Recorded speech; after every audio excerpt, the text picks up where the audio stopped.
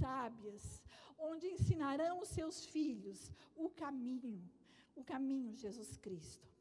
Pai, eu declaro sobre a vida de cada uma delas um refrigério celestial, onde o ser mãe seja um prazer e um motivo de gratidão e exaltação ao Senhor por ter gerado. Eu louvo pela vida de cada uma delas e eu declaro, Pai, que outros filhos virão, que o Senhor está mandando filhos para mulheres aqui, filhos especiais, filhos com propósitos grandes, que você continue andando nesta terra, sendo a rainha do seu lar e mostrando Jesus na vida dos seus filhos. Muito obrigada, porque um dia você disse sim para a maternidade. Muito obrigada, em nome de Jesus. Amém.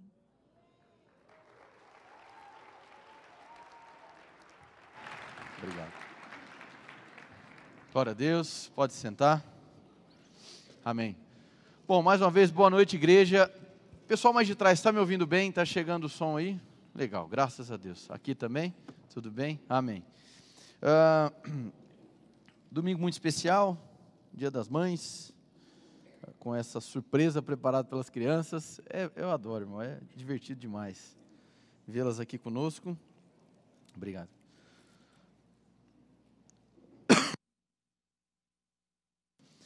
Bom, e hoje nós estaremos iniciando uma nova série.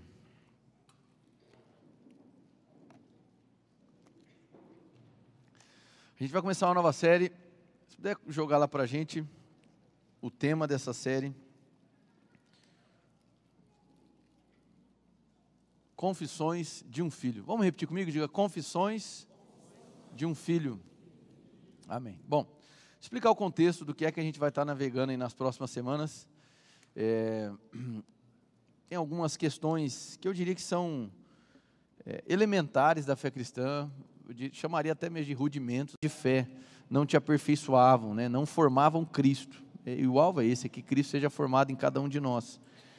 Creio também em uma maior consistência nas Escrituras, uma maior consistência para respeitar as Escrituras, isso é algo que a gente vem falando já há um bom tempo, de valorizar o texto bíblico, de valorizar os contextos bíblicos, de respeitar o texto dentro do seu contexto, glória a Deus, para que a gente tenha uma interpretação saudável das Escrituras e para que nós não venhamos a forçar o texto segundo aquilo que nós queremos, que muitas das vezes é o que nós fazemos, né, enquanto não temos a devida maturidade, tentando encontrar na Bíblia, como se a Bíblia fosse, sabe aquelas caixinhas que tinha antes, que você tirava a promessa do dia, alguma coisa assim, né? E às vezes a nossa relação com a Bíblia é meio que nesse sentido, a gente idealiza uma área que a gente pode estar padecendo, que a gente está tendo problema, a gente fica buscando nas Escrituras alguma coisa que responda àquele anseio. Não é que isso seja de todo errado, só não é sustentável para uma vida de maturidade, amém? Então assim, o começo da fé cristã, ele é carregado dessas questões, pela falta de conhecimento. E Deus opera na nossa ignorância, amém, irmãos? Com a sua misericórdia e graça, Ele opera e nos alcança, e nós temos diversas experiências para contar, mesmo sem ter feito, vamos dizer assim, uma correta exegese das Escrituras, uma interpretação bem coesa, e ainda assim Deus, na sua misericórdia, atuou em nosso favor. E isso diz mais a respeito de Deus do que a nosso respeito, amém? Diz muito mais a respeito da bondade de Deus, do anseio de Deus em querer nos alcançar, em querer nos abençoar. Agora, eu acredito que a vida cristã, ela acaba por ser um espiral de conhecimento. Então, a cada volta que a gente dá nessa, vamos chamar de torre de crescimento, a gente vai revisitando temas. E à medida que basta você abaixar um aplicativo de dicionário bíblico, e você tem ali palavra por palavra. Alguém já se aventurou em fazer isso? Em ficar buscando ali? Então, você pega lá uma palavra, por exemplo, você pega a palavra fé, no grego é a expressão pistes, certo? A expressão pistes. E aí você vai buscar lá o significado de pistes. E o dicionário vai abrir para você lá, sei lá, 8 significados. Fé, convicção, persuasão íntima, tararara, muito bom.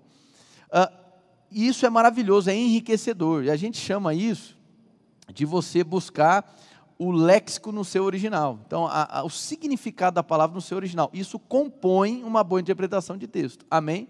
O problema é quando nós olhamos para essa amplitude de algumas palavras, e aí a gente olha para o tipo de definição da palavra que mais se acomoda naquilo que a gente crê. Está dando para entender ou não? Então a gente força o entendimento do texto a partir daquilo que a gente acha.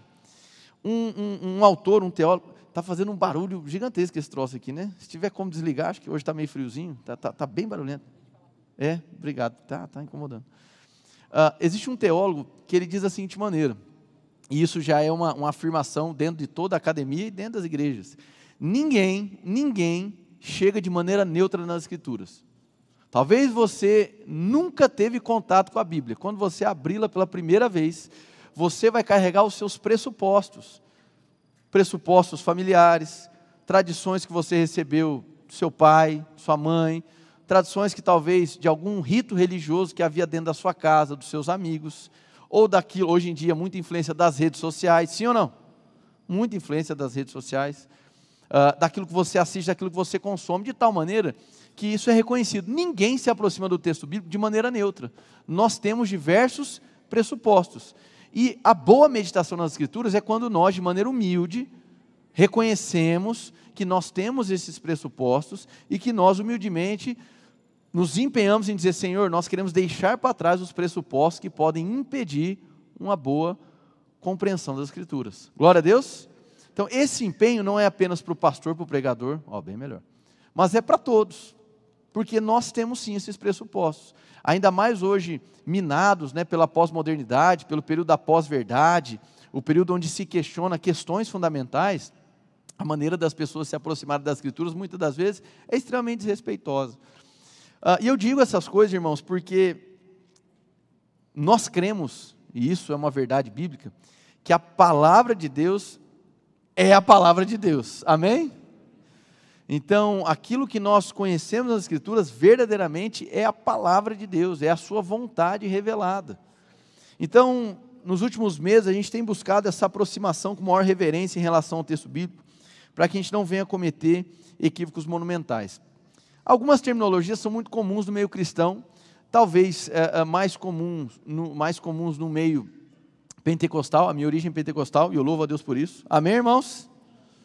Carregamos aí uma chama pentecostal, graças a Deus, mas especialmente no neopentecostalismo, que difere muito do movimento pentecostal clássico, mas especialmente no neopentecostalismo, é possível perceber expressões que são utilizadas de maneira repetitiva e com uma sensação de ordem, uma sensação de autoridade que na verdade não corresponde à autoridade bíblica. Então assim, eu sei que às vezes a gente fala sem perceber, mas sabe aquelas expressões de está amarrado? Sabe ou não? Sabe ou não? Está amarrado, repreendo, sabe esse tipo de coisa? Está amarrado, eu repreendo, isso e aquilo. Muitas dessas frases, elas são carregadas de emoção, mas com pouca sustentação das Escrituras. E gera em nós uma satisfação de controle da situação, porque de alguma maneira a gente mistura o conceito de fé com necessariamente tudo que sai da sua boca. É porque cremos nós falamos, amém? Então a fé, ela não é uma junção, presta atenção, a fé não é uma junção de crer e confessar. A confissão de fé, ela é um produto da fé, amém? Então, porque eu creio, eu falo. Agora, o que eu falo pode ser de fato uma confissão de fé, e isso é devidamente bíblico, e se é uma confissão de fé, ela é a partir da essência de fé. E a essência da fé, ela não é para que eu tenha, a essência da fé é para que eu revele Cristo. Então, a essência de fé, ela é essencialmente, embora seja redundante, relacional.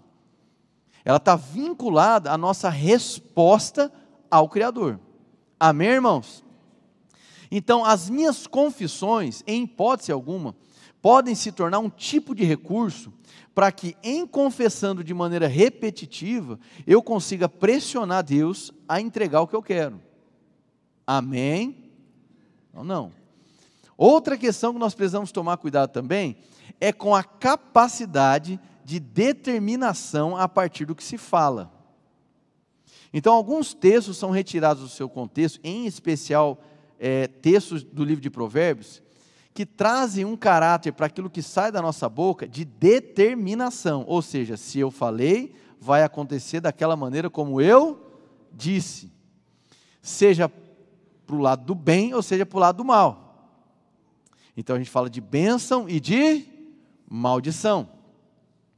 E é interessante que muitas das vezes as pessoas querem dizer assim, não, mas eu posso determinar a bênção. Alguns são mais malucos e vai dizer, vou amaldiçoar quem estiver na minha frente, né? Tem gente que faz isso, que às vezes saiu da sua esfera de cuidado, eu amaldiçoo, mas isso aí já é coisa de gente maluca. Mas você até pode trazer a bênção no sentido, olha, o que eu confesso como bênção, eu determino como bênção. E esse determinismo naquilo que a gente fala, ele não tem respaldo nas Escrituras. Ao mesmo tempo, as Escrituras, elas supervalorizam o peso, a influência de uma palavra que sai da nossa boca. Quem entendeu a diferença? Então, uma coisa é eu pensar que o que eu falo, eu determine, porque eu determino há de acontecer. Outra coisa é eu reconhecer que, segundo as Escrituras, o que sai da minha boca tem muito valor, tem uma capacidade de influência monumental, mas isso não significa de determinar. Quem entendeu, diga um amém bem suave, vai lá. Eu nunca preguei tão devagar na minha vida. Mas não durará para sempre, amém? Já eu entro no ritmo, é que eu queria que começar dessa maneira. Por exemplo, a palavra pedir, repete comigo, pedir, ela tem uma amplitude semântica, no grego em especial. Então, quando a gente fala sobre pedir algo ao Senhor, e geralmente a gente associa como sinônimo, né, oração e pedir. Sim ou não, irmão? Quando eu comecei minha caminhada de fé, falou em oração, para mim era a mesma coisa que o quê? Pedir. E está tudo bem, se o começo da sua vida de fé, você faz essa rápida associação, mas com o tempo, você vai percebendo que a oração não é um sinônimo de petição, embora pedir seja algo bíblico. Mas como a palavra pedir no grego ela tem uma amplitude semântica, e em algumas vezes, algumas e raras vezes, ela pode ser compreendida no seu contexto como uma ordem, muitos pegam as petições e orações e tentam transformar em um tipo de ordem. E aí, mas como ordem? O que você quer dizer com isso? Bom, o entendimento é o seguinte, isso é um entendimento errado, mas eu vou explicar para você, tá bom? O entendimento é, se eu hoje fui inserido numa nova condição, aquilo que eu sei que é meu e que eu tenho autorização, eu posso, diante de Deus, ordenar que se manifeste. Parece lógico, porque é linear, mas não faz o menor sentido para as Escrituras. Porque quando você se coloca na posição de ter a autonomia de ordenar alguma coisa diante de Deus, e ainda que você diga, não, mas eu não estou ordenando a Deus, eu estou ordenando segundo a aliança que Ele estabeleceu comigo. Irmão, isso é uma maneira, vamos dizer assim, é uma maneira de você se esquivar da irresponsabilidade diante do Pai e tentando usar da aliança como uma figura inanimada para você se posicionar dessa maneira, que é uma maneira presunçosa. Ora, o nosso Deus é o Deus da aliança ao qual nós fazemos parte, sim ou não, irmãos? A aliança foi selada entre duas partes, o Pai e o Filho, nós fazemos parte do Filho. Nós não somos a cabeça, mas somos o corpo. Se eu reivindico algo da aliança, eu estou reivindicando para a outra parte da aliança, e a outra parte da aliança é o Pai. Então, no fim, eu estou reivindicando de quem? Do Pai. Então, às vezes, a gente usa das nossas petições e das nossas orações em um caráter de ordem, ou em um caráter de reivindicação. E para não tentar pessoalizar a parada com Deus, a gente joga mas a aliança me libera a fazer isso. E aí começam uma série de falas e confissões que tem um grau de lógica, tem um grau de linearidade, mas justamente pelo seu não funcionamento, a pessoa começa a entrar em desânimo. Aí existe uma mistura muito grande entre confissão de fé, já falaremos mais disso, e confissões positivas. Irmão, uma confissão positiva, ela é boa ou ela é ruim? É positiva, aleluia. Então, não é que é errado você confessar positivo. É errado você pensar que a confissão positiva vai determinar uma mudança de realidade espiritual. Ou que uma confissão positiva vai fazer Deus agora entrar em movimento em seu favor. Então, a ideia que se tem muitas das vezes é, bom, Deus deve estar lá no trono, E se eu rezar forte, bem direitinho, sabe, com intensidade e as coisas tudo, aí ele sai do trono e vem me atender. Está dando para entender, não? E aí a gente cria essa dinâmica de que, bom, eu tenho que repetir e repetir e repetir, confessar e confessar e confessar, até que aconteça. Mas a gente não tem um respaldo bíblico para seguir nessa orientação. A gente tem que visitar esse tipo de tema que, por mais básico que pareça, irmãos, faz parte dos nossos dias, sim ou não? Sim ou não, irmãos? Você constantemente está orando pelo seu familiar. Constantemente você está orando talvez para aquilo que Deus confiou nas suas mãos, para as suas habilidades, para o negócio que Deus te confiou. Você constantemente está orando pela vida do seu filho. Você está orando por um amigo, sim ou não? E muitas das vezes, em especial no mundo que nós vivemos, no mundo capitalista, no mundo hiperconsumista, a questão material nos incomoda. Sim ou não, irmãos? Então, de maneira suave, esse anseio pela matéria, por questões, riquezas naturais, geralmente ocupa boa parte das nossas inquietações e ansiedades e, consequentemente, ocupa boa parte das nossas orações. E aí fazemos uma interpretação não muito saudável, não muito equilibrada das Escrituras, no sentido de que, bom, se ele se fez miserável em meu lugar, então é direito meu que agora eu possa usufruir das riquezas nessa era presente. Irmãos, eu já preguei isso aqui em outra situação. Deus intervém em causas também financeiras, amém? Mas usar da aliança para requerer de Deus abundância financeira é um tipo de prepotência espiritual. É um desrespeito com a figura do Pai. E essas coisas, elas só se desenvolvem dessa maneira quando a gente não tem uma consciência de paternidade. Quando Jesus ensina a oração do Pai Nosso, a expressão Pai Nosso é para quebrar esse tipo de paradigma. Então ele vai dizer assim, ó, quando vocês forem orar, vocês orarão assim. Então ele não está dizendo que o único modelo de oração é aquele, mas ele está dizendo como que se deve orar. Amém? Então é uma atitude de consciência. Qual é a sua postura diante de Deus? E quando ele começa com Pai Nosso, ele já quebra a dinâmica do Deus meu. Amém? Então se o Pai é nosso, a minha percepção de oração, ela nunca pode ser o quê? Individualista. Mas ela corresponde a uma família. Você está aqui ou não? Glória a Deus. Não precisa abrir lá ainda, não são os textos básicos. Mas só para a gente ir pincelando. Jesus, quando ora, oração do Pai Nosso, ele vai dizer, Pai Nosso que estás no céu, santificado seja o teu nome, venha o teu reino e seja feita a tua vontade. Então Jesus nos ensina a orar pedindo para que a vontade de Deus se estabeleça. Amém? Em Lucas 22, 41, 42, um momento muito fatídico das Escrituras, vai dizer, ele se afastou deles a uma pequena distância, ajoelhou-se e começou a orar. Pai, a orar, se queres, afasta de mim esse cálice, contudo não seja feita a minha, mas a tua vontade. Amém, irmãos? Glória a Deus. Então tá bom. Aí a gente vai em 1 João 5,14, que vai dizer da seguinte maneira, esta é a confiança que temos ao nos aproximarmos de Deus, se pedirmos alguma coisa de acordo com a sua vontade. Então Jesus estabeleceu um modelo de oração, onde o alvo, o interesse da oração, não era fazer com que a minha vontade fosse escutada, ouvida, não sei se está no tempo certo aqui verbal, no céu, mas que a vontade do céu fosse percebida por mim na terra, para que ela pudesse ser operacionalizada na terra. Então não é uma dinâmica de oração, onde eu apresento necessidade para Deus, como se Ele não conhecesse. Ó Deus, eu estou te lembrando de uma petição, porque eu estou faltando em determinada área. Talvez você está cheio de oração para responder, talvez está um negócio meio acumulado, a população aumentou, amém? Talvez você não se lembrou, mas eu vou lembrar você que essa área aqui eu estou em falta. Entende? Então, é uma percepção do que? De falta. Eu vou orar a partir do que me falta, e não orar a partir da família que eu pertenço.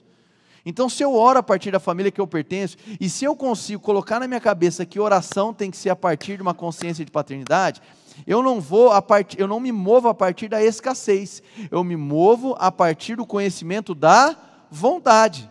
E a palavra de Deus nos diz que a vontade do Pai, ela é agradável, ela é boa e ela é perfeita. As nossas vontades, elas são questionáveis, irmãos. Sim ou não? Mas a vontade do Pai, ela é destacada, ela é declarada, ela é boa, ela é agradável e ela é perfeita. Então a dinâmica de oração é para que eu conheça a vontade dele. Mas e as minhas necessidades? Ora, a Bíblia me assegura que ele conhece. Sim ou não? Me assegura que ele conhece. Me dá a convicção que ele não só conhece, como ele cuida de mim, como ele me acompanha.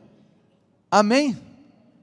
E muitas das vezes você está com uma vida frágil de oração e não vê mais sentido nas suas confissões, porque no fim as suas confissões e as suas orações se tornaram instrumentos para apresentar uma área de escassez da sua vida, do qual você só vai ter satisfação e ânimo quando essa área for contemplada. E aí o tempo vai passando e você não vê aquilo que você talvez determinou em fé acontecendo, e você começa a se sentir o quê? Mal, frustrado. Porque no fim você não está vivendo Cristo, você está vivendo uma religião que fala de Jesus. Amém? Muito bem. Então o alvo da oração é conhecer a vontade. Se a minha oração está desvinculada da sede de conhecer a vontade, eu posso entrar num caminho perigoso, porque aí eu vou permitir que aquilo que me falta lidere a minha oração. E se aquilo que me falta é o que lidera a minha vida de oração, significa que a presença não me satisfaz. Eu só estarei satisfeito, não vai ser com a presença, vai ser quando a minha resposta, ou aquilo que eu espero, seja efetivado. Quem está entendendo? Então, irmãos, é triste quando nós falamos sobre vida de oração, e as primeiras coisas que as pessoas associam é o quê? É desafiador. É um tabu. Não é? Nossa, esqueci de orar. Ou então, nossa, é tão difícil. Olha, eu tenho 5 minutos do dia. E quando fala sobre oração, Jesus ele traz aí uma definição muito maravilhosa sobre, olha, quando você for orar, você vai para o seu quarto, sim ou não? Você fecha a porta. E lá, você vai orar como? Você vai dizer, Pai Nosso. Então, ele não está ilustrando uma cena real, que ele está querendo te motivar a praticar. É importante você ter um momento do secreto, onde você desliga todas as distrações, para poder ouvir o Pai. Amém? Mas vamos olhar aqui o texto um pouquinho distante, não fugindo da sua interpretação? Que tal também a gente entender da seguinte maneira? Olha, quando você for orar, quando você for expressar o íntimo do seu ser, que o que você venha encontrar seja o Pai. Então toda vez que você for para a área secreta, para a área íntima, para o âmago do seu ser, que o Pai seja visto, seja encontrado. Glória a Deus, irmãos. E aí ele nos convida a orar sem cessar. Só que essa oração sem cessar, pareceria o quê? Uma loucura, uma insanidade. E não é só para os tempos que a gente vive, seria uma loucura, uma insanidade para aquele tempo. Sim ou não? Como é que eles orariam sem cessar, sendo que eles estavam sendo perseguidos constantemente, mesmo após Jesus morrer e ressuscitar? Eles estavam sendo perseguidos. Paulo, além de pregador do evangelho, também em algumas ocasiões montou tendas, ele era um fazedor de tendas. Então assim, como que eles poderiam paralisar toda a vida dele para orar sem cessar? Então eu devo entender que essa expressão orar sem cessar não pode ser compreendida só no sentido de que é quando eu paro todas as coisas, eu entro no quarto e aí eu oro. Porque senão, irmãos, tem pessoas aqui, eu atuei como médico por 7 anos, fazia 60, 70 horas de plantão por semana, às vezes virava à noite atendendo, então eu estaria em desvantagem. Sim ou não? Falei, mas eu não consigo orar igual o irmão, que às vezes não tem esse ritmo de orar, esse ritmo que eu tenho. Então não, o orar sem cessar não é num âmbito de competição, de concorrência, de quem fala mais. É uma postura, é uma consciência, é uma expressão de vida. Então o que é um orar sem cessar? É fazer da minha vida uma resposta à vontade do Pai.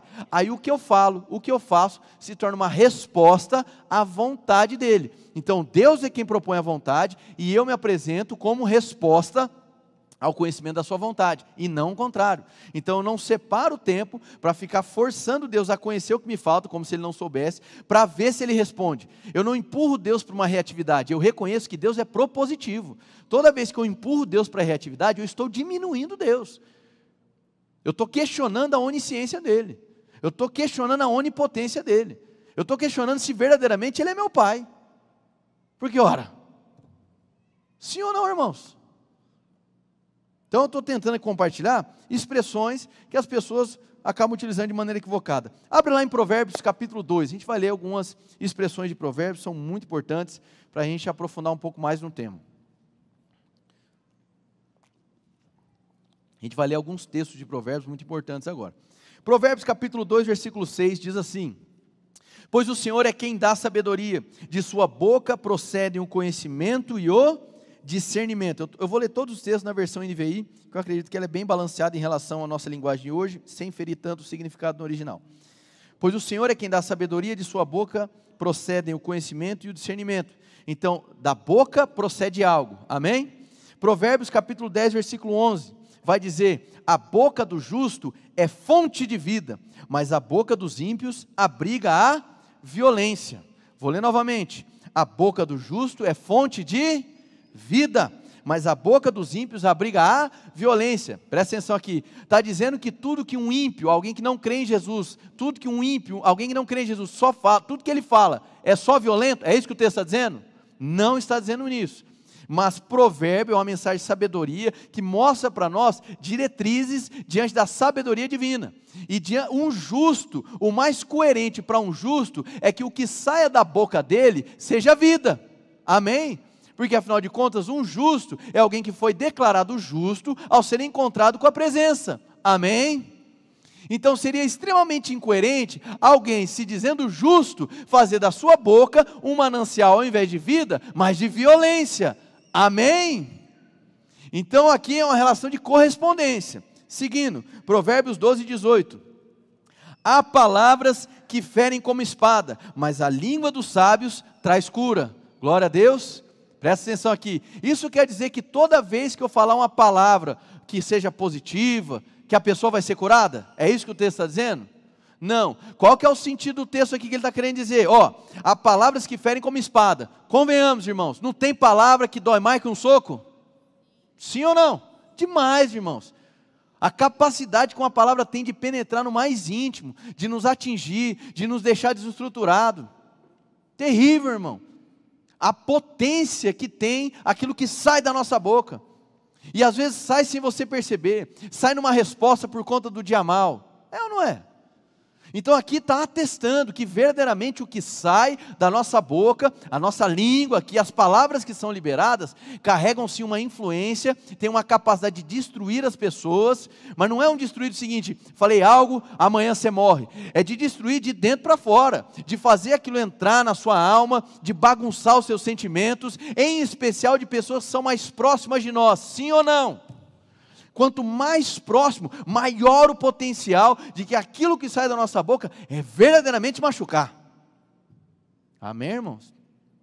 Às vezes uma pessoa que você não conhece, fala uma coisa que você não gosta, mas ela não lhe conhece, não caminha contigo, não causa tanto efeito. Mas quando uma pessoa que conhece os seus defeitos, que conhece os seus enfrentamentos, que conhece aquilo que te machuca, esse tipo de pessoa, e quando ela libera uma palavra que lhe atinge, meu irmão, o efeito é catastrófico.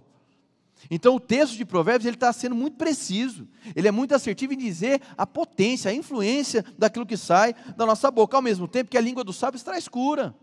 Aqui o texto não está dizendo se é cura física ou não, aqui o texto está dizendo se é cura psicológica ou não. Agora é fato que cura, ela tem um caráter positivo, sim ou não? Muito sim ou não, né? Chega, né? Ficando repetitivo. Então, aquilo que nós falamos para edificação, aquilo que nós falamos segundo a vontade, aquilo que nós falamos que não é torpe, mas que é para edificar o próximo, ele transmite graça, ele transmite cura, ou seja, ele transmite bênção, ele traz acréscimo. Amém? Então, não é que aquilo que eu falo, segundo as Escrituras, determina na vida do outro um acontecimento, porque aí isso me colocaria no controle, e ainda que nós tenhamos de fato um grau de controle sobre as nossas próprias vidas, existe sim um grau de responsabilidade que Deus entregou para o homem, amém? Eu controlo se eu vou me jogar daqui ou não, se eu quiser, né? Tem uma vez que eu caí, mas eu controlo, amém? Então eu poderia dizer que eu estou no controle disso, mas eu não estou no controle de todas as coisas. Eu posso estar no controle disso, mas eu não estou no controle da natureza, por exemplo. Eu estou no controle desse teto, por exemplo. Amém? Então existe um grau de controle que nós exercemos em relação às nossas próprias vidas, mas tentar usar das palavras, seja para o lado do bom, seja para o lado do mal, como determinação na vida do próximo, aí você está entrando numa seara perigosa e sem respaldo bíblico. Vocês estão me entendendo até aqui, irmãos? Provérbios capítulo 12, versículo 25. Provérbios 12, 25 vai dizer: o coração ansioso deprime o homem, mas uma palavra bondosa o anima. Quem já pôde provar de uma palavra bondosa te animando aqui? Vamos ver. Irmão, se existe um ambiente maravilhoso para você receber palavras bondosas, é um ambiente de igreja. Às vezes foi tão difícil você sair de casa, né, hoje, né, talvez alguma coisa desagradável aconteceu. Para alguns o Dia das Mães é um negócio maravilhoso, mas para outros, talvez pela memória de não estar mais com a mãe presente, ou talvez por alguma rusga familiar, o Dia das Mães é algo difícil. Aí você pega aquela sua última força e fala assim, sabe uma coisa? Eu vou para a igreja. Aí você chega aqui, irmão, às vezes uma palavra despretensiosa de um irmão no estacionamento, na recepção, uma palavra sendo pregada, ela vem carregada de bondade e te anima. E você começa a ver as coisas em um outro ângulo. Meu irmão, eu creio no poder que há na unidade da igreja, amém? Palavras simples, mas carregadas de poder, carregadas de favor, e cumprem o seu propósito, transmitindo graça na vida das pessoas. Então isso assim, não tem o que ser discutido. Aí vamos aí para Provérbios 15, versículo 1. Provérbios 15, 1 vai dizer da seguinte maneira: a resposta calma desvia a fúria, mas a palavra ríspida desperta a ira. Por que eu estou trazendo esses diversos textos, irmão? Só para a gente sacramentar que a Bíblia enaltece o poder que a palavra tem. Mas esse poder pode ser de influência, pode ser de gerar saúde no âmbito mais integral, né? Não vou trazer sobre cura hoje, deixo para outro dia. Cura especial física, sobre as declarações vinculadas a isso, mas sobre a capacidade com a palavra bondosa é capaz de trazer ânimo, amém?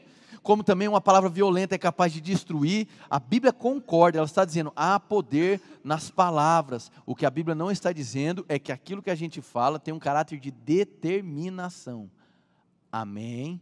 Quando eu libero uma palavra bondosa para um irmão, a recepção dele, o esperado é que em recebendo ele fique animado com aquilo.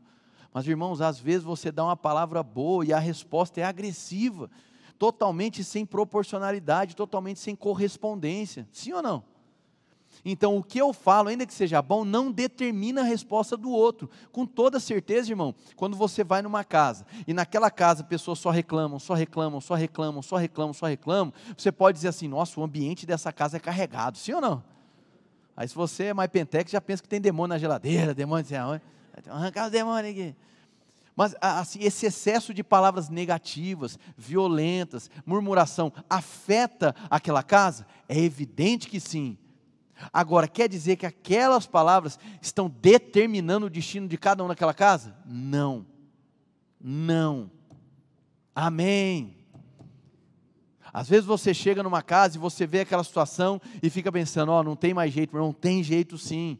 Uma palavra bondosa, uma palavra cheia de graça é capaz de reverter todo um cenário, irmão, desde que haja recepção dessa palavra. Então não, eu não tenho essa capacidade de determinar, porque eu não estou no controle de todas as coisas, glória a Deus, mas aquilo que eu faço certamente vai influenciar os afetos, vai influenciar as interações, vai influenciar as mesas que eu sento, sim ou não? Então a Bíblia está enaltecendo a força, a influência, o que uma palavra é capaz de fazer. Muito bem, agora vai lá para Provérbios 18, 21, que talvez seja um dos textos mais conhecidos e mais utilizados de maneira equivocada. Provérbios 18, versículo 21 diz da seguinte maneira: a língua tem poder sobre a vida e sobre a morte, os que gostam de usá-la comerão do seu fruto. Pausa. O texto de Provérbios, capítulo 18, né, ele não fala essa única vez sobre a língua. Ele tem pelo menos 4 ou 5 inferências sobre o que sai da nossa boca é capaz de provocar. Traz tanto no sentido positivo quanto no sentido negativo. Um comentarista bíblico chamado Joe Gondigay, ele diz da seguinte maneira, de forma mais literal, esse órgão, no caso a língua, decide se você desfruta a vida ou se você é subjugado pela morte. Então o que ele está querendo dizer com isso? Essa decisão daquilo que sai da sua boca, ela certamente vai afetar a sua vida, vai afetar as suas relações, glória a Deus, vai afetar muitas das vezes a sua saúde emocional, ou o que uma pessoa fala vai afetar você. Então o afetar, a influência, de fato é isso. Agora, eu chegar numa pessoa e falar assim, Tiago, eu determino sobre a sua vida a bênção do Senhor. Simplesmente é uma confissão positiva, mas que não faz sentido. Porque não sou eu quem determina a bênção na vida dele. A bênção foi determinada por Cristo. Um amém. E da pastora Ju que me ajuda nas pregações, amém? Vou falar de novo, porque isso era para vocês receberem mais fácil. Você não determina a bênção na vida de alguém porque você fala. A bênção é conhecida por meio do relacionamento com o Pai. Ele te abençoou sem que você falasse nada. Na verdade, você só falava groselha, irmão. E mesmo assim Ele te abençoou. Não é o que você faz que te torna justo. Não é o que você faz que te coloca numa condição favorável a Deus. Não é o que você faz que traz Deus para perto. Deus quis estar perto por conta de quem Ele é. Então, a proposta de amor vem dEle. A proposta de graça vem dEle. Cabe a nós a resposta a esse amor derramado. Amém, irmãos? Glória a Deus. Eu posso declarar, eu posso confessar junto com o Tiago, concordar com o Tiago. Estou falando do Tiago, né, quando eu coloquei a cena aqui. Em relação aos efeitos da bênção sobre a vida dele. Mas eu chegar e falar assim, olha, eu hoje determino a bênção do Senhor sobre a sua vida. É simplesmente uma confissão forte, impactante, positiva, mas que não tem efeito nenhum, irmão. Aí você pode dizer assim, não, mas ajudou ele a abrir os olhos. Talvez isso possa estar gerando mais dependência dele em relação à minha pessoa, em relação a pessoas que esperam que líderes determinam bênção ou maldição sobre elas. Não é uma, duas, mas dezenas ou centenas de vezes que irmãos chegam para mim e falam assim, pastor, eu vim aqui congregar na Edres, mas eu queria dizer que eu estou debaixo de maldição. Eu falei, por quê? Não, meu antigo líder falou que se eu sair de lá, ele ia determinar uma maldição sobre a minha vida. Não vou pedir para você levantar a mão, amém, irmãos? E desde que ele liberou aquela palavra, nada mais funciona na minha vida, o trem está tudo ruim, e a mulher briga, o filho chora, e o negócio dá errado, então eu tenho certeza que ele, depois daquela vez, eu queria quebrar essa maldição, pelo amor de Deus. Então a falta de conhecimento te leva a um ritmo de linearidade em relação à bênção e maldição que foi quebrada em Jesus Cristo. Então, em conhecendo a obra do Pai, você vai descobrir que a bênção não é alcançada pelo teu esforço. A bênção é o resultado da obediência de Cristo. Então, a bênção, presta atenção, não se conquista e nem você recebe pelo que você fala. A bênção se recebe pelo que você conhece. Conhece sobre quem? Sobre o Pai, sua maravilhosa obra. E qual é a sua maravilhosa obra? Jesus Cristo na cruz do Calvário. E o que Ele fez lá? Assumiu a nossa morte, assumiu a nossa condenação, assumiu a nossa posição de réu. Ele assumiu toda a maldição da lei, estava sobre Ele. Ele morreu em nosso lugar, Ele ficou enfermo em nosso lugar, se tornou miserável em nosso lugar, assumiu desonra em nosso lugar, para que hoje nós pudéssemos desfrutar da bênção do Senhor. Para que você, de maneira madura, não fique esperando que um líder diga sobre você, eu determino a minha bênção. Por quê? Meu irmão, determinando ou não, já foi definido em Cristo. Amém? O que eu falo para o irmão então? A paz do Senhor, amém, irmão? Então, às vezes, a esposa diz assim, mas eu não posso abençoar a vida do próximo. Irmãos, eu já até preguei sobre bênção aqui, né, para nós. A expressão abençoar, tanto no hebraico, especialmente no hebraico, ela carrega uma característica não apenas de caráter posicional, ou seja, a bênção que foi derramada, mas como também de acréscimo. É como se fosse uma saudação, amém? Então, por exemplo, está aqui, vamos orar pelas nossas crianças para abençoar as nossas crianças, amém? Não é que a gente está dizendo assim, elas não são abençoadas, então agora eu vou abençoar, porque eu tenho posse da bênção. Não, não é isso. Mas quando eu falo assim, olha, vamos abençoar esse irmão que veio aqui, deve ser compreendido num contexto de que ele foi abençoado em Cristo Jesus, mas a nossa vida agora, a gente está se entregando como um favor na vida do próximo. Amém, irmãos? Isso é qualificado como uma bênção, mas isso não significa a bênção espiritual que foi conquistada em Cristo Jesus, por ação exclusiva da graça e da misericórdia de Deus. Amém? Porque se você incumbe um ser humano de ser o definidor da bênção ou maldição na sua vida, vai servir tanto para o bem quanto para o mal. E é por isso que tem muitas pessoas vivendo aprisionadas dentro das igrejas, porque receberam uma palavra de maldição e aceitaram, colocam fé, elas depositam toda a crença, todo o coração delas naquela palavra maldita que elas receberam. Elas estão comendo desse fruto. Deu para entender agora? Pela recepção, pela absorção, por agarrar mais uma determinação de um homem do que agarrar o que a palavra diz. Glória a Deus. Amém. Então a palavra de fato tem poder, ela carrega influência de gerar vida ou de gerar morte, o que não significa determinar de fato. Uma pessoa chega e fala assim, eu determino que você morra amanhã.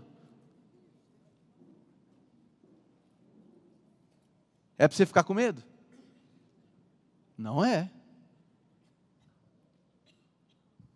Está dando para entender? Eu determino que você vai ficar rico amanhã. Eita glória.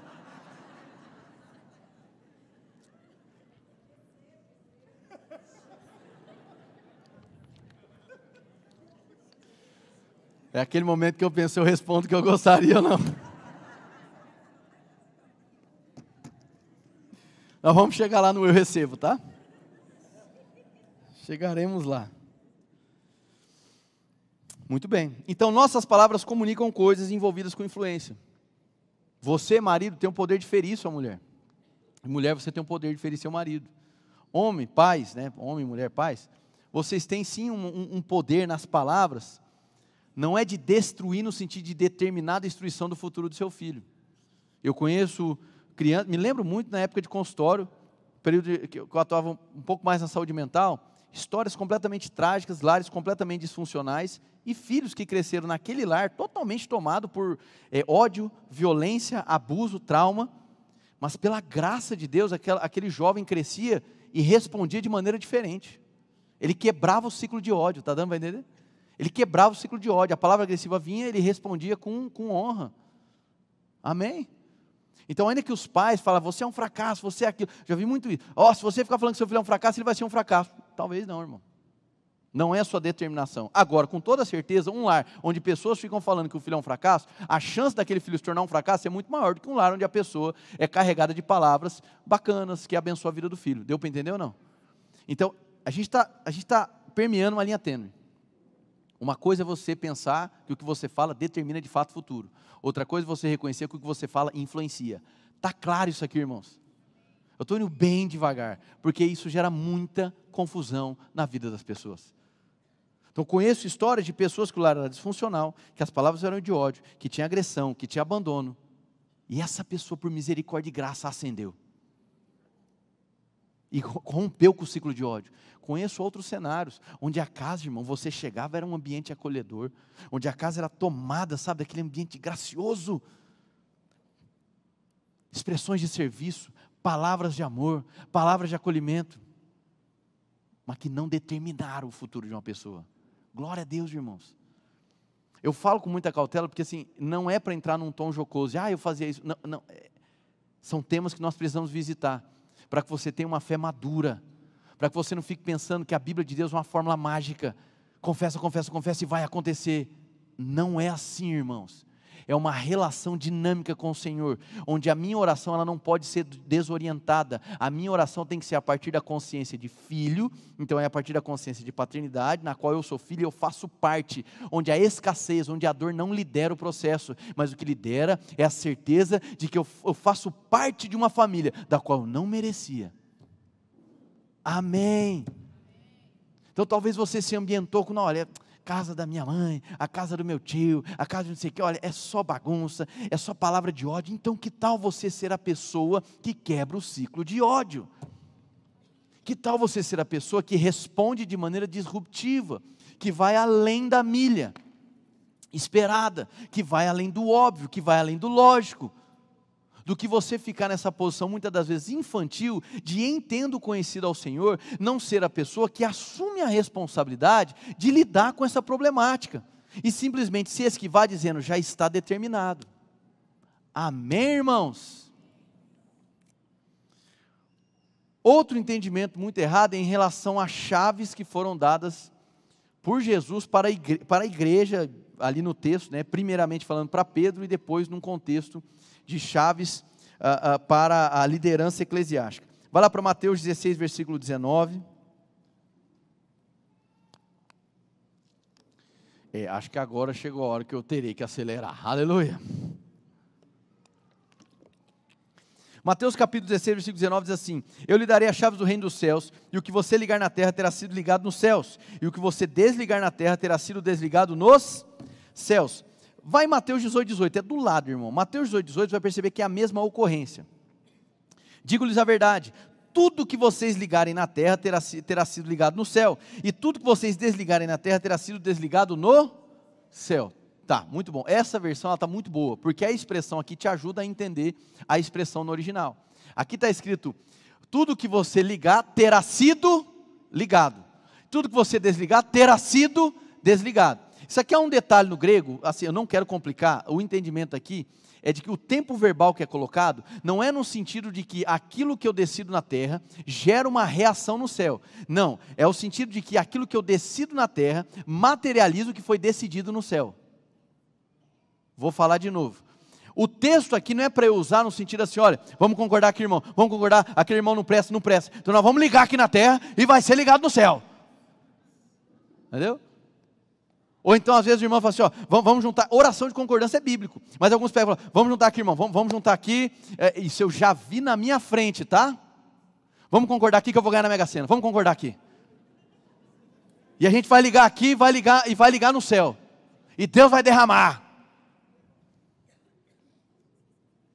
Não é isso que o texto está dizendo. Então, não, presta atenção, irmão. Não é o céu que está esperando eu tomar uma decisão para ele entrar em movimento. Porque o céu está perdido, ele não sabe o que faz, está desorientado, irmão. Ele precisa de você, ele depende de você. Fala alguma coisa, porque aí o céu começa a andar. Não é esse. Então, quando eu falo de oração, eu vou repetir isso 300 vezes. Quando eu falo de oração, eu estou falando de consciência de paternidade, estou falando de uma dinâmica de família, amém? O céu é uma expressão, não apenas local, mas de natureza, da família a qual eu faço parte, da qual eu não merecia. Então eu não parto da escassez, eu parto daquilo que é nosso, porque eu pertenço a uma família. E aí, em conhecendo a vontade que é definida no céu, eu, como responsável aqui na terra, eu dou cabo dela. Eu trago a materialização daquilo que foi definido nos céus. Amém? Glória a Deus, irmãos. Então, é o que ligar terá sido ligado, o que desligar terá sido desligado. E aqui não está falando nada de chave de morte, de inferno, tem nada disso, irmão, nada disso. Está falando de chave do reino dos céus. O problema é que quando a gente pega alguma coisa ligada à chave, ligada a rompimento, ligada a qualquer coisa que pode gerar um benefício, a gente já pensa no Deus meu e esquece o Pai Nosso. A gente rapidamente pensa em interesse contemplado e esquece rapidamente da dinâmica de família. Então, o alvo aqui hoje, irmão, não é desmantelar o que você fala. O alvo é te ajudar a confessar em fé e parar de tentar utilizar um positivismo repetitivo, pensando que Deus agora vai ficar contra a parede a partir do que você fala. Não, os céus não estão esperando um comando seu. Existe uma vontade celestial e o filho que busca conhecer o coração do Pai vai ter ciência da vontade celestial e em submissão ele vai se tornar o ponto de interação para que aquilo que é decidido nos céus seja liberado aqui na terra. Amém? No contexto de Mateus 18, o contexto é do que? De rebelião dentro da igreja. Vai chamar o irmão, ele não aceitou, chama outro irmão, leva para a congregação. O que ele está querendo dizer? Esse irmão já está desconectado, esse irmão está em rebelião. Esse é o contexto de Mateus 18, tá? Ele está em rebelião, ele não está mais ouvindo ninguém, já foi repreendido, já foi trazido uma testemunha, ele não aceitou, e você leva diante da congregação, ele não quer, ou seja, já está desligado do céu. Então você vai trazer esse desligamento também na terra. Amém, irmãos? Esse é o contexto. O contexto onde Jesus fala para o apóstolo Pedro é logo após aquela revelação maravilhosa de, olha, tu és o Cristo, o Filho do Deus vivo. Jesus olha para Pedro e fala assim, olha, não foi carne e sangue que te revelou, mas o próprio Deus que está no céu. Portanto, eu te digo, tu és Pedro e sobre essa pedra edificarei minha igreja. Está falando dele mesmo, a pedra da igreja é Cristo. Amém, irmãos? E dar-te-ei a chave do reino dos céus.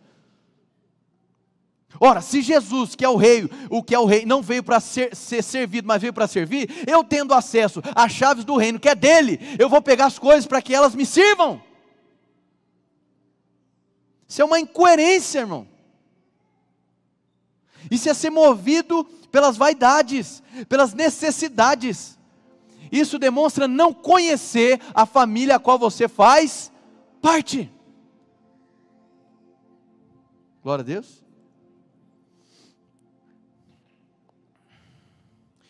Tiago capítulo 1, versículo 19.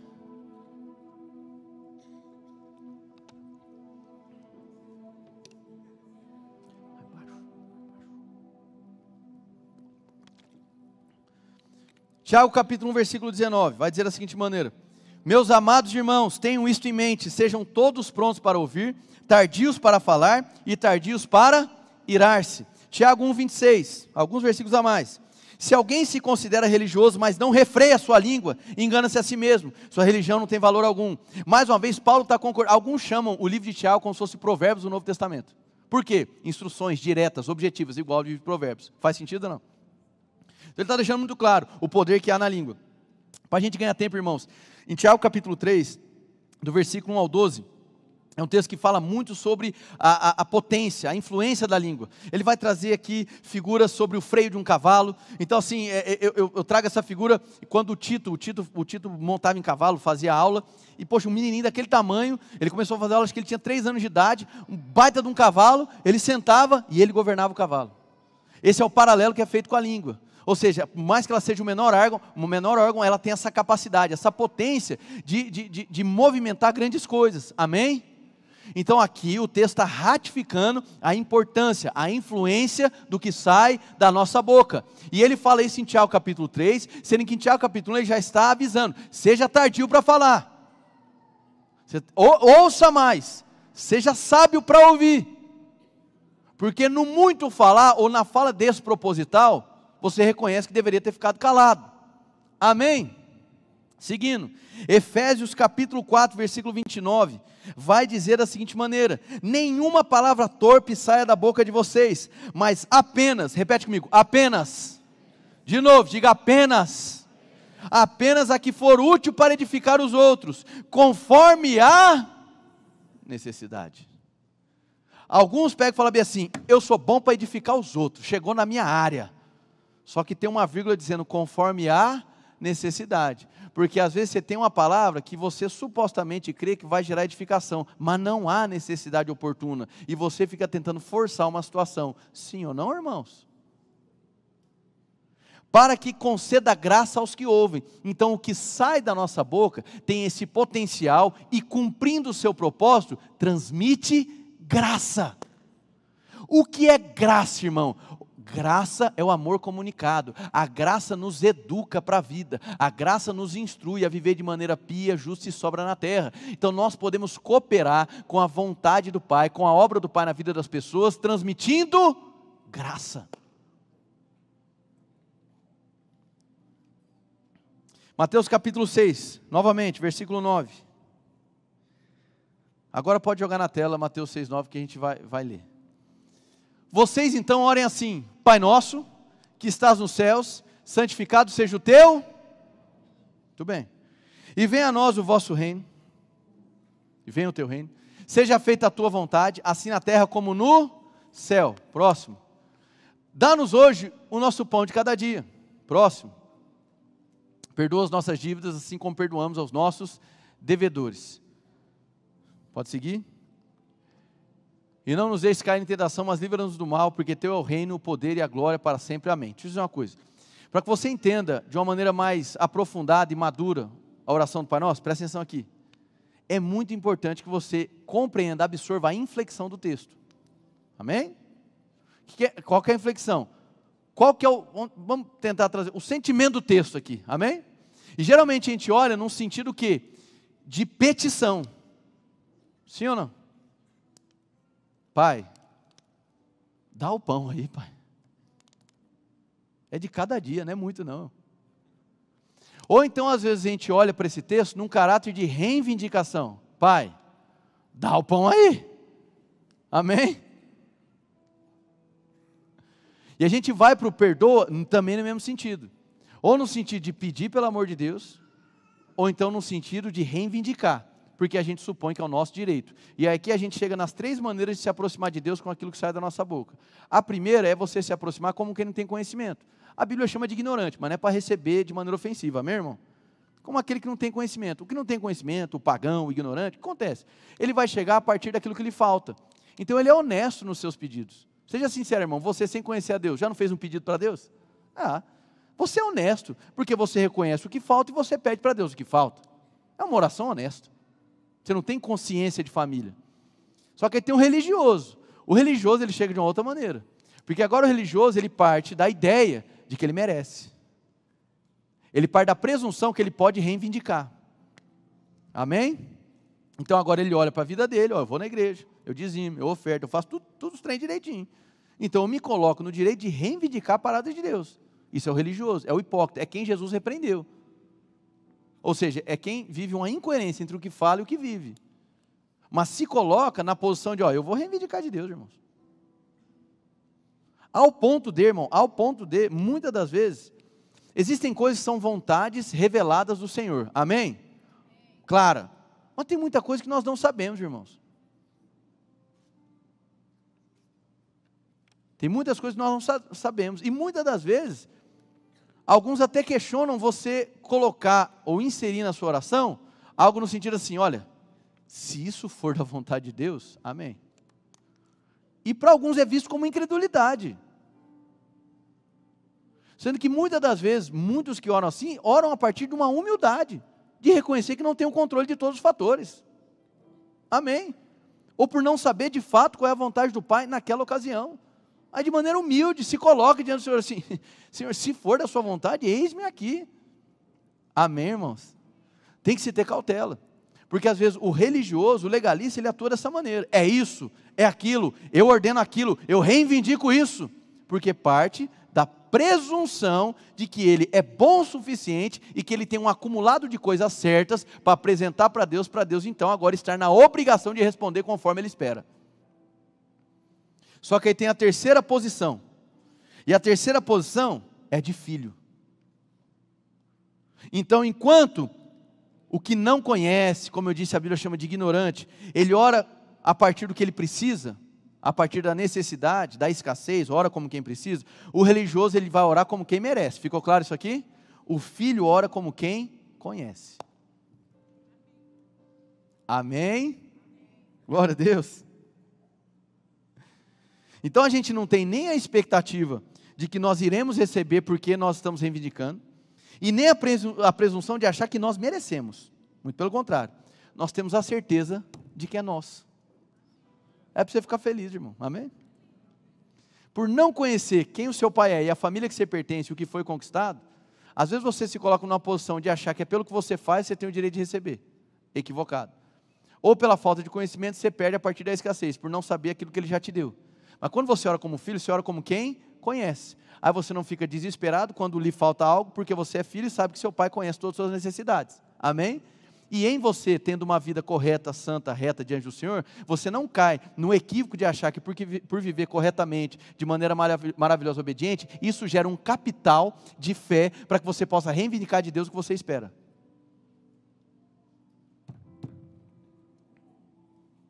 Amém? E aí o caráter da oração do Pai Nosso, então ela sai de um caráter rogatório, e nem reivindicatório. Aí ele assume um caráter de declaração, de afirmação. Você está aqui ou não? Se torna uma confissão. O Pai, ele dá o pão a cada dia. Quem concorda com isso? Tem referência? 2 Coríntios capítulo 9. Paulo vai dizer o quê? Ele é o mesmo que dá pão para alimento, e semente é o quê? Semeia. Então, o Pai é nosso, o reino está aí, e Ele dá pão para a gente. Então, eu parto da ciência de que o pão é nosso. Agora, o pão sendo nosso, qual é a minha parte agora? De esperar ser respondido, ou de assumir a responsabilidade para compartilhar? Esse era o momento da ola gospel, vocês perderam. Porque o que anima é falar do que Deus pode contemplar no seu interesse, enquanto você deveria ficar entusiasmado de participar da partilha do pão, porque parte do céu. Aí eu lhe pergunto, o que é mais valoroso, de todo o coração, o que é mais valioso? Você ter o seu interesse contemplado, você ter a questão material que você tanto queria, ou você poder fazer parte de algo que é liderado pela vontade do Senhor?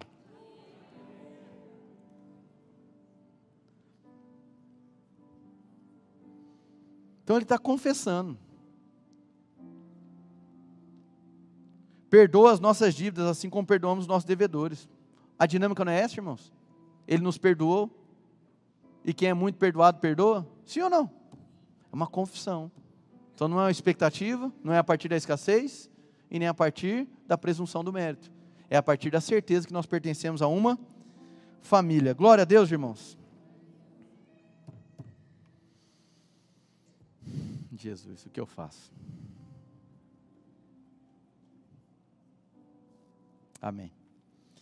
Eu vou citar um último texto para a gente fechar, e eu vou ter que empurrar uma boa parte da mensagem para o próximo domingo. Pode ser? Não sei que você seja animado, dia das mães, comer um monte aí, né? Mas eu não gosto de ficar avançando muito o horário, não. Amém? Mas eu quero encerrar com isso, e eu vou deixar algumas expressões bem mal ensinadas para domingo que vem. Vai lá para Deuteronômio capítulo 30, versículo 14. Antigamente, o povo, todo mundo via com Bíblia de papel, e você falava assim, coloca o dedinho em Deuteronômio, e agora vai lá, lembra assim? Agora não, agora você não consegue fazer isso.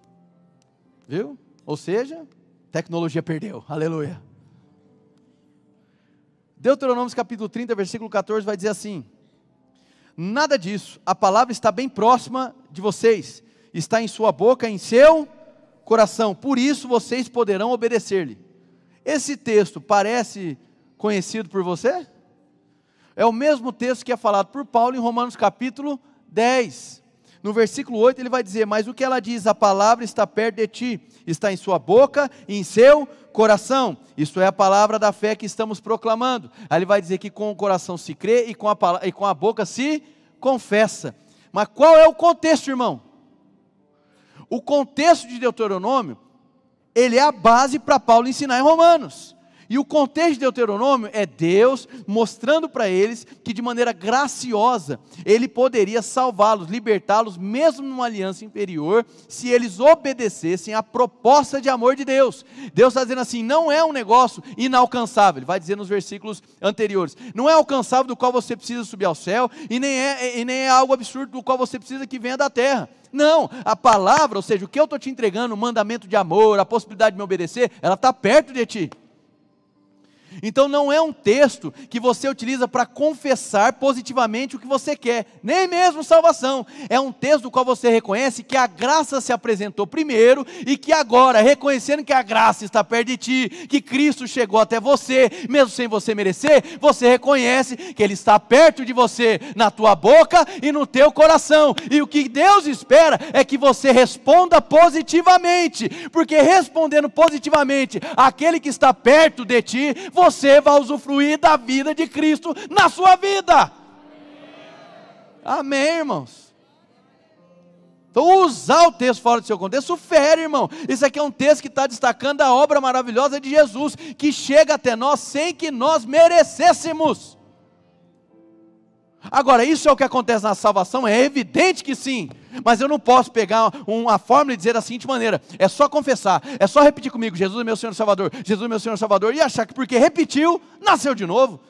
O nascer de novo envolve uma resposta, a manifestação da graça. Por isso que há quebrantamento, por isso que há arrependimento, por isso que há um constrangimento no Espírito, porque é o entendimento, é a consciência de que Ele se manifestou a mim, Ele veio na minha direção sem que eu merecesse nada.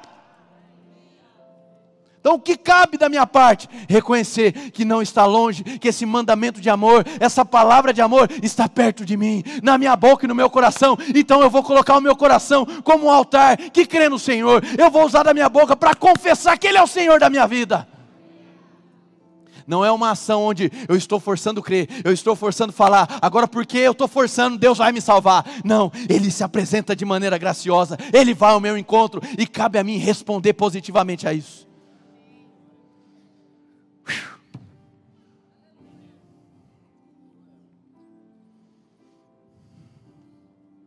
Então a confissão de fé é diferente de uma mera confissão positiva. Se é uma confissão de fé genuína, ela é a partir da vontade do Pai. É a partir do reconhecimento da graça, de que ela vai até o teu encontro, sem que você merecesse. E aquilo que você pede, já não é a partir da escassez, mas de quem assume a responsabilidade de transmitir graça na vida do próximo. Mas Henrique, e aquilo que me falta? Eu queria dizer para você, que você tem um pai bom. Pode parecer clichê, mas isso seria o fundamental hoje. Você tem um pai que é muito bom, irmãos. E Ele prometeu que estaria contigo.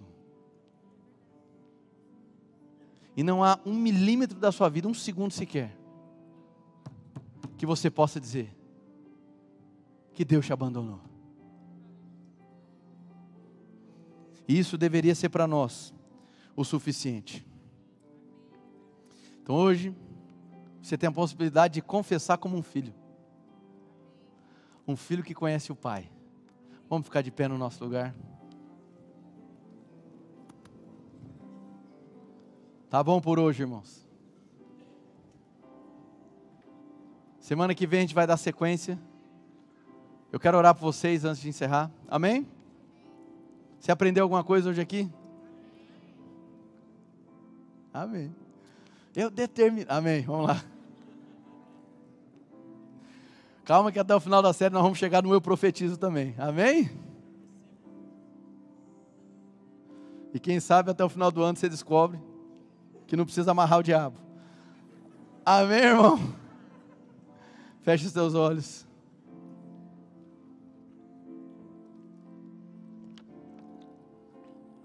Eu quero orar por vocês nessa noite. Mas primeiro eu quero saber se você está aqui, todos de olhos fechados, por favor, um ambiente de cumplicidade. Todos de olhos fechados. Eu quero saber se você que está aqui, está ouvindo essa mensagem, e você percebeu o amor de Cristo vindo na sua direção. Quando você abraçou quando foi ministrado aqui, que Ele vai ao teu encontro, mesmo que você não mereça. Se você está aqui hoje com o coração aberto para receber Jesus, para conhecer aquele que te amou primeiro, sem que você tivesse feito nada. Se você está aqui hoje e quer entregar o seu coração para Jesus, eu gostaria de orar por você. Você que está aqui nessa noite e quer tomar essa decisão de responder ao amor de Deus e dizer sim, o meu coração hoje é do Senhor Jesus. Se você está aqui e quer tomar essa decisão, eu quero que do lugar onde você está, levante a sua mão rapidamente, para que eu possa orar por você. Você que deseja hoje entregar o seu coração para Jesus, levante bem alto a sua mão. Glória a Deus. Amém. Bem alto a sua mão para que eu possa ver e eu possa orar por você. Glória a Deus, glória a Deus, glória a Deus, glória a Deus, glória a Deus. Amém. Fica com a mão levantada. Sei que tem mais pessoas aqui. Quantos mais querem hoje? Graças a Deus. Ainda aqueles que levantaram as mãos podem permanecer, mas eu quero estender esse convite. Talvez você um dia, glória a Deus, veja sua mão lá atrás também. Talvez você um dia, glória a Deus, veja outra mão ali. Talvez um dia você conheceu o Pai. Irmão, e por inúmeras questões você se afastou. Esse convite também é para você voltar para a casa do Pai. Aquele mesmo amor que te abordou um dia, é o mesmo amor que te aborda nessa noite. Se você está aqui hoje e quer voltar para os braços do Pai, levante também a sua mão do lugar onde você está. Eu quero poder orar por você. Glória a Deus, eu vejo sua mão. Quantos mais querem hoje se encontrar ou se reconciliar? Graças a Deus, eu vejo sua mão ali. Glória a Deus, eu vejo a mão da outra pessoa ali. Graças a Deus. Glória a Deus, vejo sua mão lá. Quantos mais querem hoje conhecer a Jesus ou voltar para os braços do Pai? Graças a Deus. Todos vocês que levantaram as mãos, eu disse que eu quero poder orar por vocês. E eu quero poder fazer isso olhando para vocês. Então eu gostaria de convidá-los, você que levantou a sua mão, para vir aqui à frente. Você vai estar olhando para mim, irmão. Fica tranquilo, não vai ter constrangimento nenhum. Então você que levantou a sua mão, sai do seu lugar rapidinho. Você que levantou tanto na primeira quanto na segunda chamada, vem aqui rapidinho, para que eu possa apertar a sua mão, orar por você. Vamos lá? Glória a Deus, vamos aplaudir?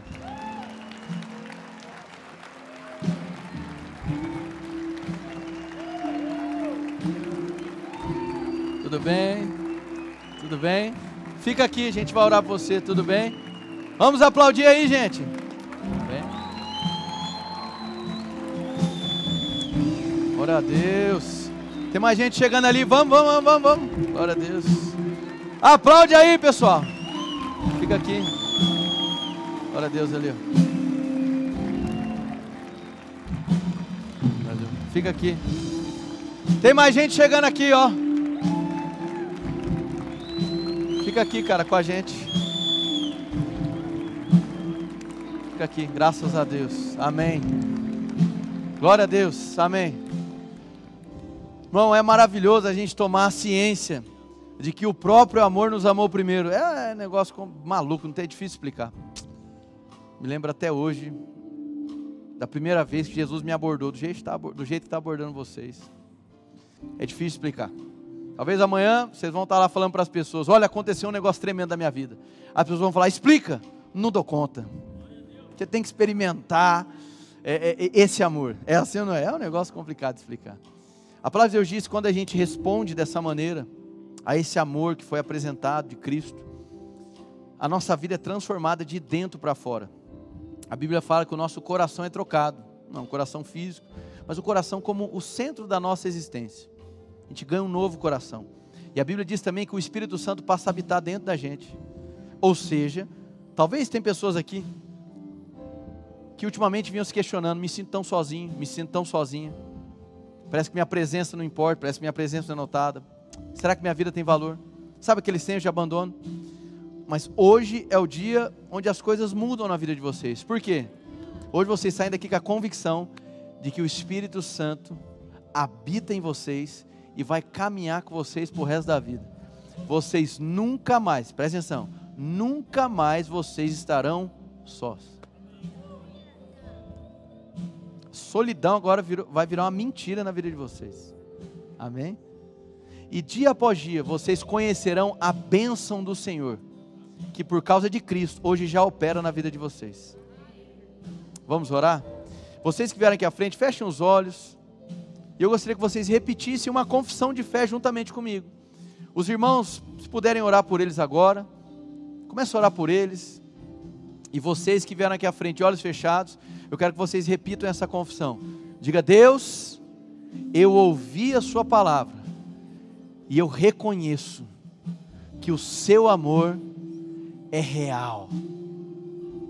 E hoje eu decido entregar o meu coração nas tuas mãos. Diga que se cumpre em mim a sua vontade. Diga: eu recebo hoje o Espírito Santo como selo da vida eterna. Diga: muito obrigado por não desistir de mim e por me dar uma nova vida. Diga: eu creio e confesso que Jesus Cristo é meu único Senhor e Salvador, e de hoje em diante os meus dias serão deles. Em nome de Jesus, amém, amém. Sejam bem-vindos à família de Deus. Faz barulho aí, igreja. Agora vira, tem um pessoal que quer dar um abraço em vocês. Vira aí rapidinho.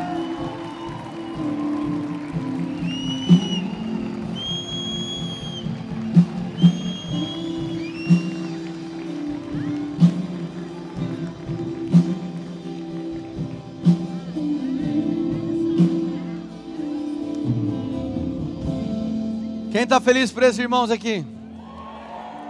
Amém. Se você localizou que era uma pessoa próxima aí que estava sentado, depois dá um abraço bem apertado nele.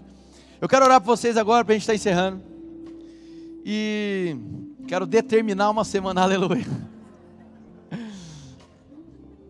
Mas eu quero, irmãos, em nome de Jesus, te convocar para uma vida de intimidade, sensibilidade, para que você tome ciência e agarre mesmo a bênção que já opera sobre a sua vida. E que você prove da suficiência de Cristo todos os dias, amém? Senhor, em nome de Jesus, nós queremos te agradecer pela tua bondade, pela transmissão de graça que houve aqui nessa noite, em cada momento, Pai, com cada elemento de culto, seja na abordagem lá fora, na abordagem na porta da igreja, seja, Senhor, no momento dos louvores, no momento, Senhor, das crianças, em cada ação de serviço que foi manifesta aqui, o Senhor estava comunicando graça. E, Senhor, em nome de Jesus, eu oro em favor dos meus irmãos, para que eles desfrutem durante essa semana de sensibilidade no Espírito, que eles possam, Senhor, estar plenamente sensíveis à vontade dos céus e ao mesmo tempo sensíveis à dor de quem está no mundo. Senhor, que nós possamos conhecer a vontade dos céus e que nós sejamos o ponto de interação que dá materialidade ao que foi decidido segundo a sua vontade. Nós te agradecemos por uma igreja crescendo em maturidade. Mais uma vez, Pai, queremos te exaltar pelas mães que compõem essa comunidade, que elas continuem a revelar e refletir a tua graça por onde quer que elas caminhem. E em nome de Jesus, Pai, nós te pedimos a ajuda do teu Santo Espírito, para que nós sejamos sábios, prudentes no falar, para que nós venhamos a dar o devido valor àquilo que sai da nossa língua, porque realmente há poder, realmente há uma capacidade de influência. Mas, Senhor, em nome de Jesus, que nós jamais caímos no engodo de quem é nós quem colocamos o Senhor em ação. Não, Pai, nós estamos aqui humildemente para reconhecer que cada expressão de amor e graça do Senhor é o que de fato nos coloca em movimento nessa terra, com sentido e com orientação. Eu oro por uma igreja que assume a responsabilidade de ser a resposta dos céus na cidade de Campo Grande, em nome de Jesus, amém, amém, amém, amém. Dá um glória a Deus aí! Tenha uma ótima semana, o time de milagres está aqui para orar por você.